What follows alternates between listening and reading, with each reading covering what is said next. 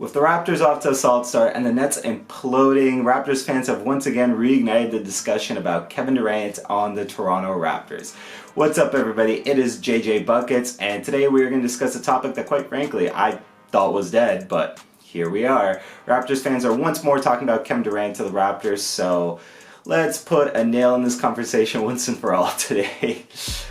Before I fully hop into things, just if you enjoyed the video, make sure you leave a like on it, and if you're new here, subscribe to the channel as well. And for a word from our sponsors, if you plan to do any sports betting in the future, just make sure you use my link in the description below to sign up. You get a sign-up bonus, and everybody wins. Worth noting here that Doug Smith did have a report earlier this season that the Raptors would use the first 28-25 games to evaluate the roster before making any trades. So if you expect this to materialize tomorrow, yeah, probably not. But again, Kevin Durant, I feel like I've done this to death to an extent, but what does he bring to the table? Depending on who you ask, he's a top 3 to 8 talent in the league, and that level of shot making is unlike anything that the Raptors roster has. You know, respectfully, even again, Pascal, who's taken a massive stride, nobody really here compares to Kevin Durant's level of just taking the ball and getting a bucket, you know? He's always been otherworldly at that. He's still otherworldly at that. So the addition is clear, especially to a team that does struggle in the half court. So we know what he would bring to the table.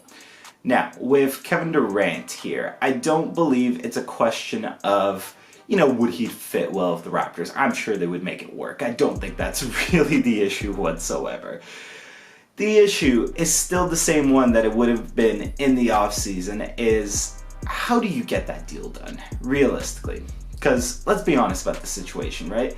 In the offseason, the trade package would have been, you know, I'd say for a lot of people, probably like OG, Gary Trent Jr., I don't know, Malachi, salary filler, whatever you want to talk about, plus picks to go get Kevin Durant. Now you're looking at the situation, again, we're, at the time of this recording, 8 games into the season, the Raptors are 5-3. Do you even really want to include OG in those trade talks at this point? Not because I'm sitting here saying, yeah, I wouldn't trade OG for Kevin Durant, but just looking at the situation and adding context to it, considering how good OG has been defensively, considering the, quite frankly, all-NBA first-team level of defense that he has been playing so far this season. Again, granted 8 games, but my point still stands. He makes himself more and more indispensable to the roster by the day. Do you really want to give that up here? Again, that's, I guess, point number 1. So point number 2 here is that Kevin Durant is going to demand a nasty haul based off what we saw in the offseason. Do you have that on the roster here? Because realistically, again, let's just take OG off the table. What's your package here? It's going to be, what, Fred VanVleet, Gary Trent Jr., Malachi Flynn, and picks to go get Kevin Durant? I'm gonna just say it, unless you're giving up like your entire draft haul, that's not getting done. Straight up, that's not getting done.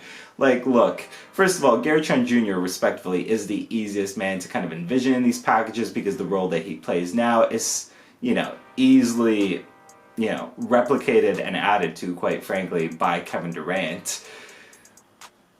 But him being the centerpiece, well, I guess Fred VanVleet's the centerpiece. Either way, like, them two being the centerpiece of this trade, do you really see that getting done, considering that the Nets turned down Jaylen Brown, Marcus Smart, or no, it was Jaylen Brown and Derek White in a trade package. Marcus Smart was the name that the Celtics were leaving out, but regardless, you get my point.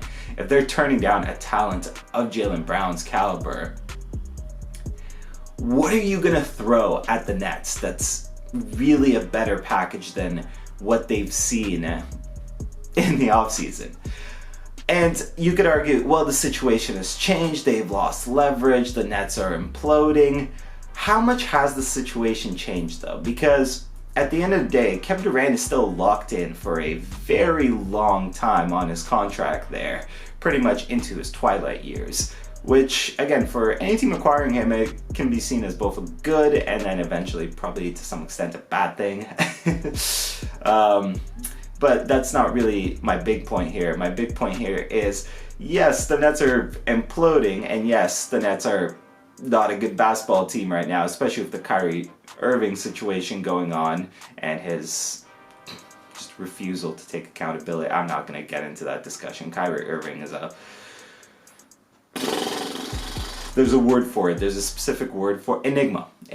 Kyrie Irving is an enigma. That's putting it kindly. So again, obviously, like with the whole Kyrie thing going on, with Ben Simmons still looking a little rough out of the gates after missing all the time, the Nets are a bad team. The Nets are straight up a bad team, and quite frankly, this feels like vindication for, you know, all the pundits that had them so high in the standings when I was just personally sitting there. I'm like, the Nets are not going to be that good this season, and they're not. But again, like, if you're the Brooklyn Nets, you don't have to move Kevin Durant if you don't want to move Kevin Durant for the right package, right? Like, I kind of liken this to a situation maybe somewhat similar to like Daryl Morey with Ben Simmons, where it's like, you know, people were really pushing him to trade Simmons, but Daryl Morey held on to his chips until the right deal was available for James Harden. He didn't settle for any of the more lackluster offers, I feel like, that were on the table. So why would the Nets have to behave differently than that, you know? Obviously, again, like, it's not 1-1 in terms of the situations there, but they have a lot of leverage in situations, and even if Kevin Durant wants to sit games, like, does that really rush you that much more? Like, to an extent, sure, in terms of getting the deal done, but even still, like, if you're the Nets, you're gonna sit there and you're gonna wait for the deal that ultimately in your head gets you everything that you want. And quite frankly, I don't believe the Raptors have that deal on the table without moving pieces that are integral to this team.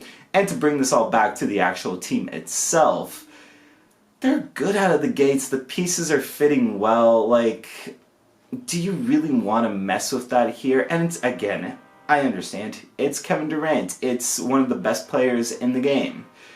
And it's not me saying Kevin Durant's not worth it. It's, you know, let's see what they have here. Like, kind of the initial report had, where let's look at the first 20-25 games. Let's see what you have in the roster. And then at that point, you know, if Kevin Durant's on the table by the Nets because they're a dumpster fire, which, spoiler, they're a dumpster fire, and the Nets are legitimately talking about moving Kevin Durant, then you know what? You throw your offer on the table, and if the Nets decide that they're not going to ask for the world and then some, you know, you get that deal done. But respectfully, this is not a move that the team needs. Like, I think that's my biggest takeaway here. My biggest point here is that this would be a good move for the right price, for sure, undoubtedly, but it's not a backbreaking deal that needs to be done, otherwise the Raptors will be whatever, you know?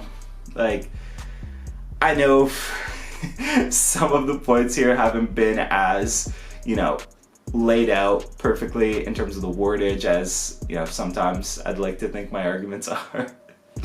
You could roast me about that in the comment section, I don't care. But I'd like to think you know what I'm saying here, right? Like, this is not the do or die moment of this Raptors tenure.